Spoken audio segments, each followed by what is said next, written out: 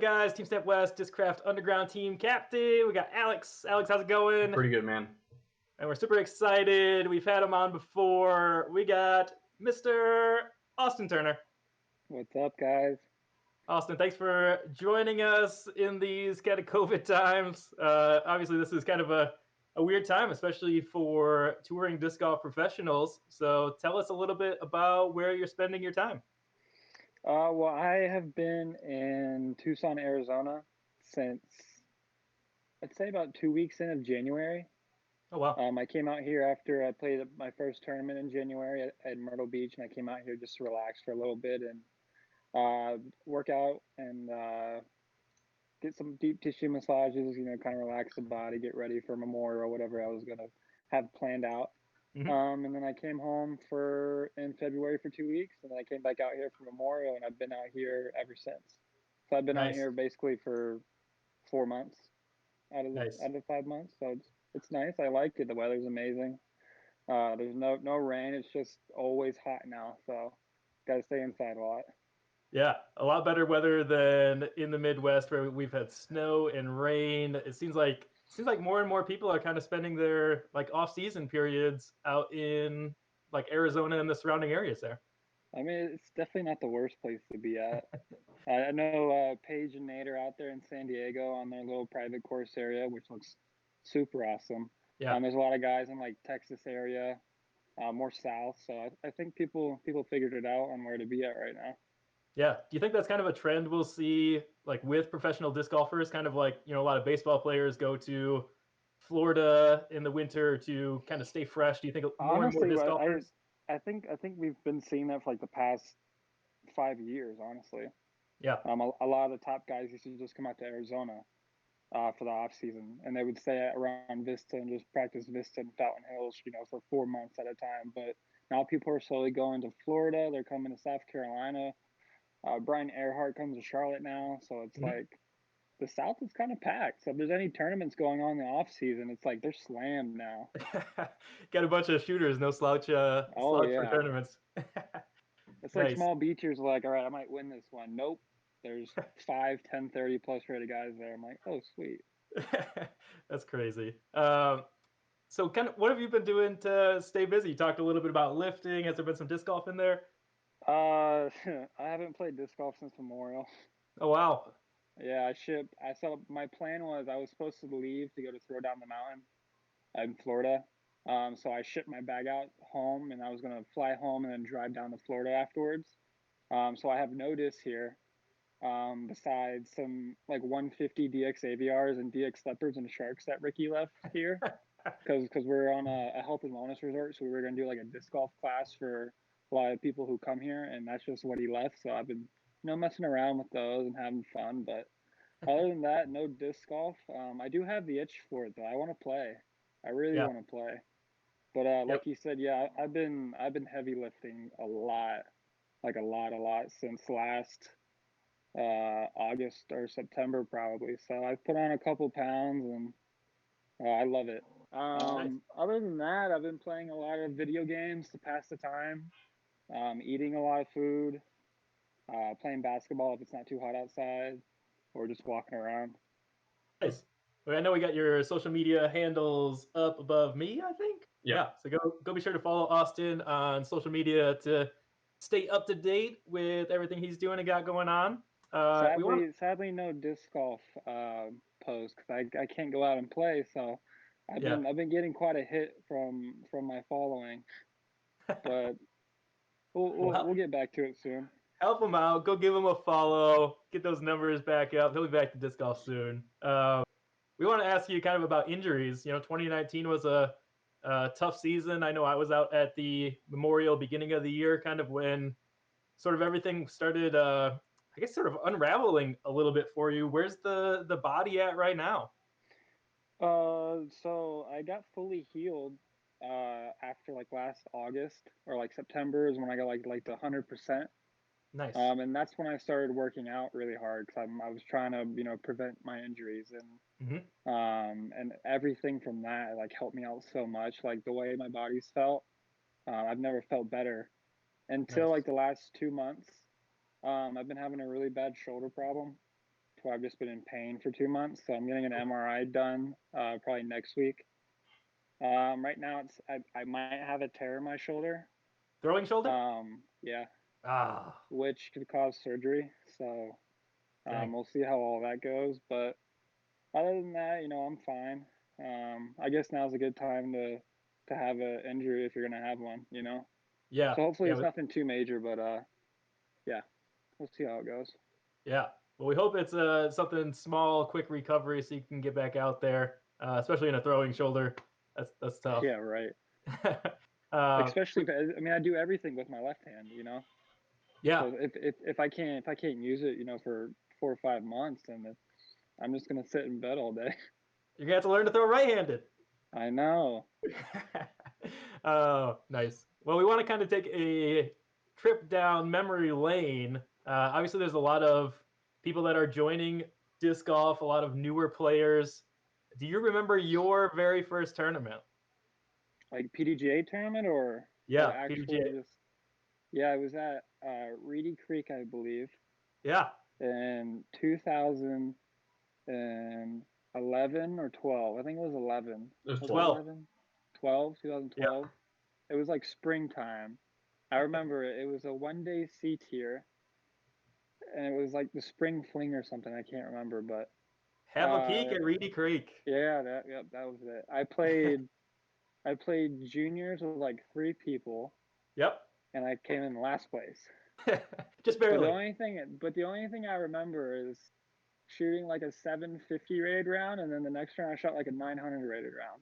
Yeah, huge spread from that first round. We kind of want to, just sort of get your perspective on, obviously you were a younger player. There's so many kids and juniors that are getting involved with disc golf. Your very first rated round, 754. Which I was 13, I think. Yeah, 13. Yeah, 12, 13. I was 12.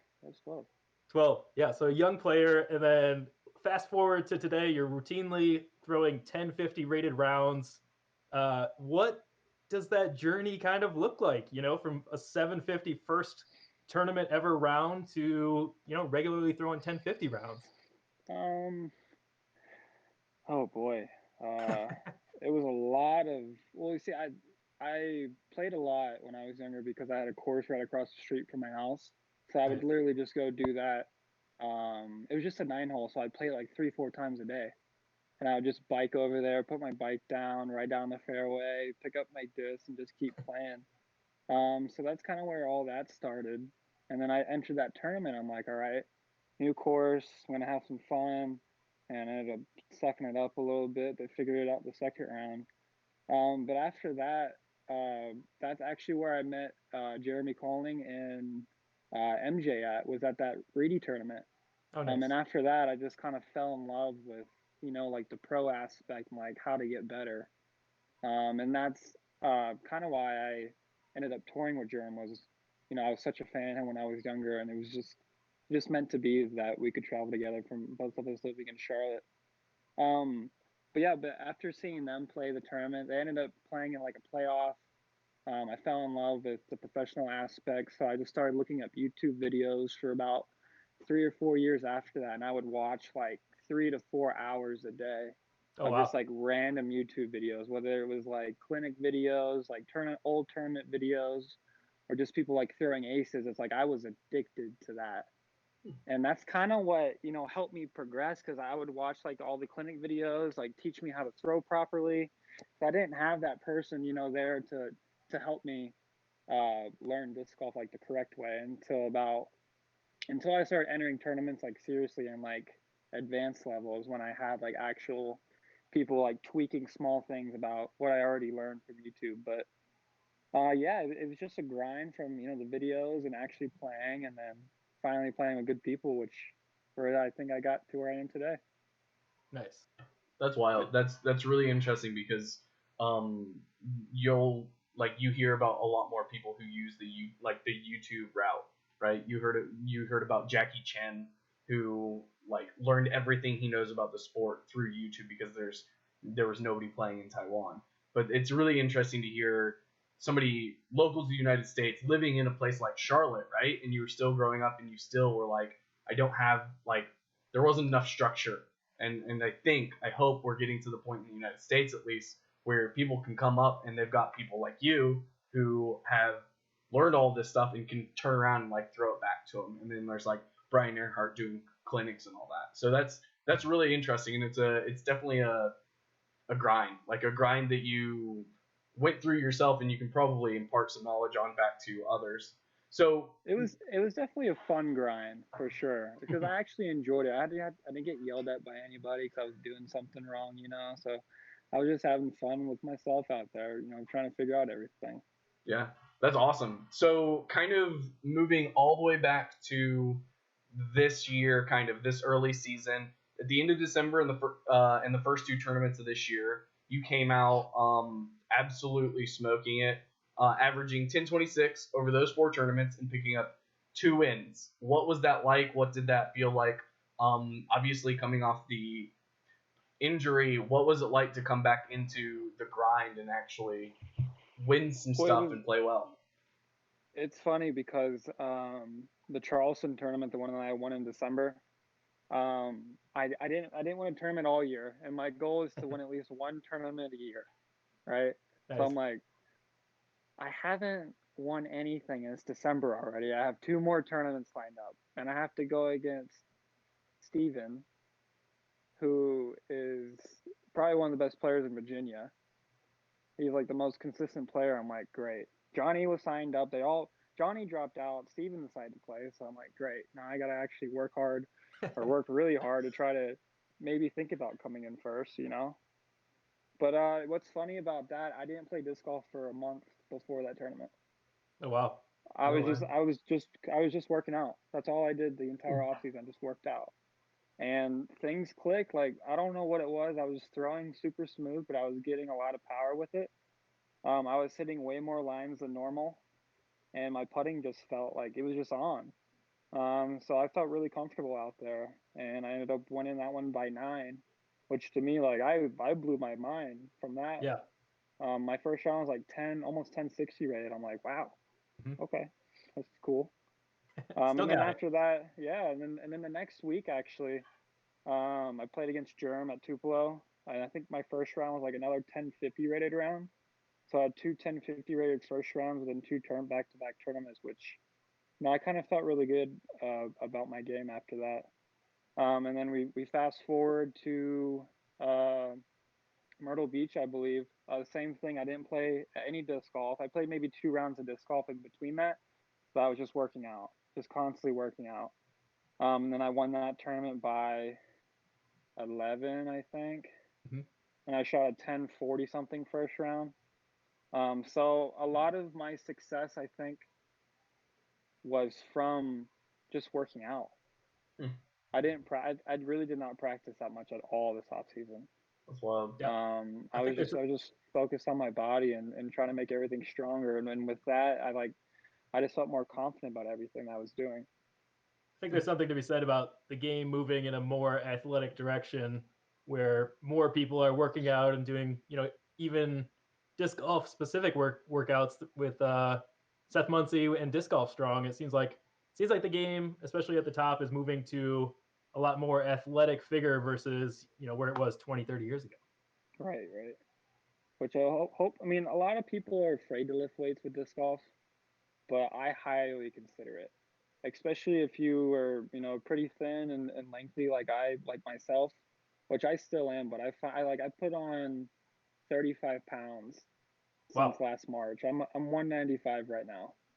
Oh wow. Which I feel like is a pretty comfortable weight, but I wanted to get to like 210, and then heavy cut down to like 185.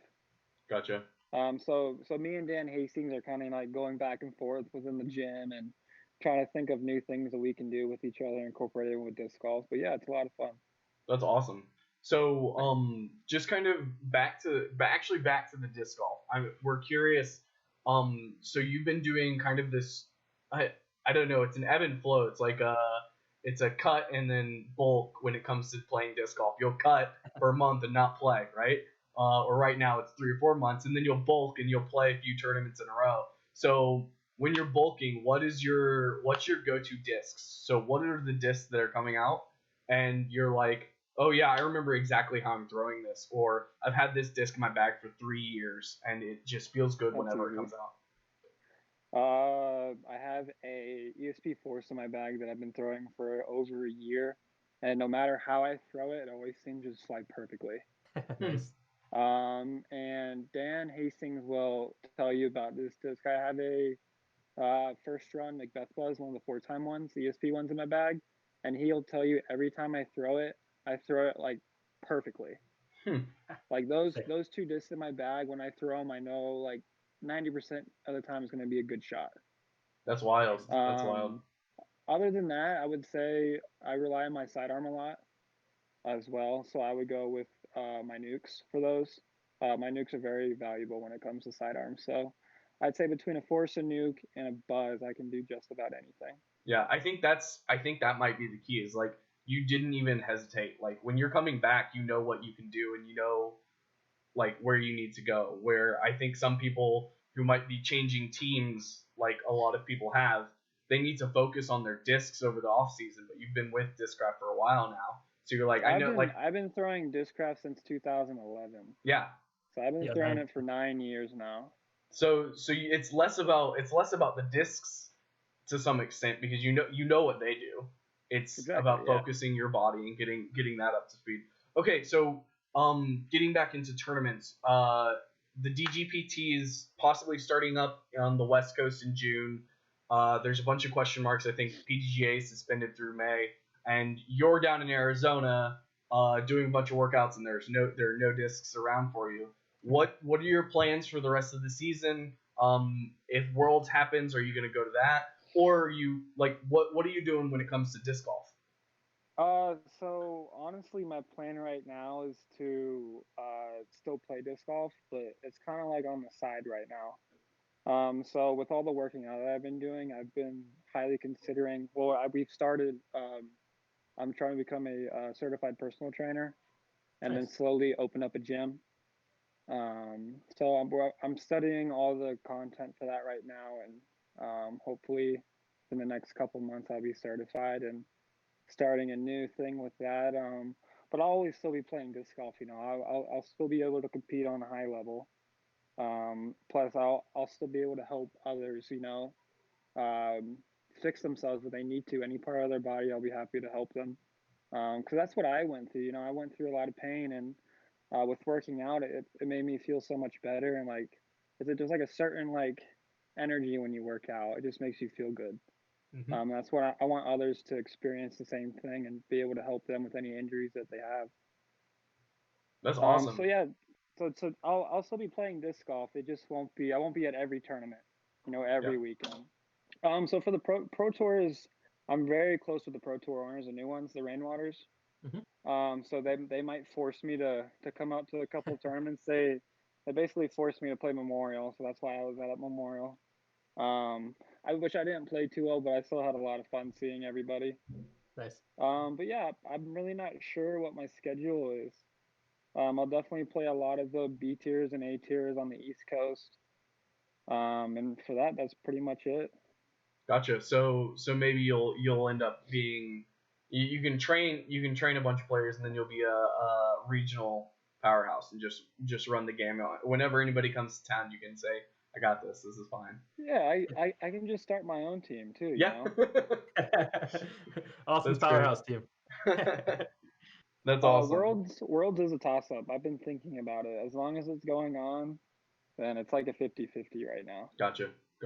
Yeah, I know it was postponed, so there's still some question marks, like a lot of the rest of the season, but especially around Worlds. It's kind of an interesting one. It sounds like it'll stay out in Utah, which you're kind of on the West Coast. Obviously, Utah is not super close to Arizona by any means, but I love that golf course out there.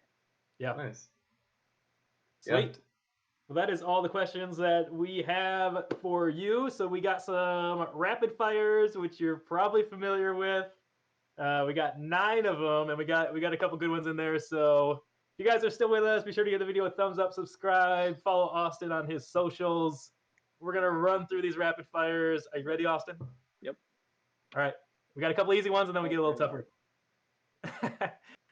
Gym day or pool day? Gym day. Workaholic.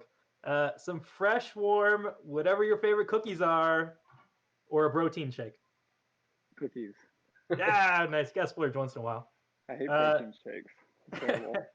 The maximum number of discs somebody actually needs to carry in their bag. 15. 15. Oh, No good more number. than 15. That seems fair. You could own any car in the world. Which one are you gonna pick?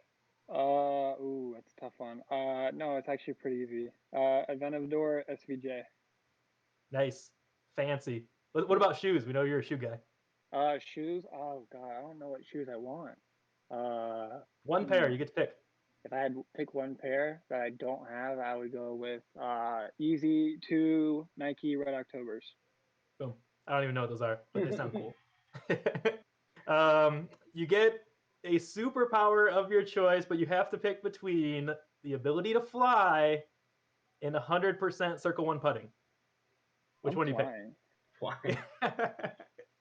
But the putting, you could make so much money, then you could fly everywhere. Yeah, but you could just fly with a jump putt, though. Who needs to throw it inside the circle? You can just fly outside the circle. Dang. Oh, true. New rules. Your favorite non-disc golf athlete? Tiger Woods. Nice. This one's kind of a fun one. If you could just drop being left-handed right now and do everything exactly the same abilities with your right hand, would you do it? Nope. No, you love being left-handed. Love it. I like being different. Alex is a lefty too, so I figured he'd get a kick out of that one. I knew I'd like to.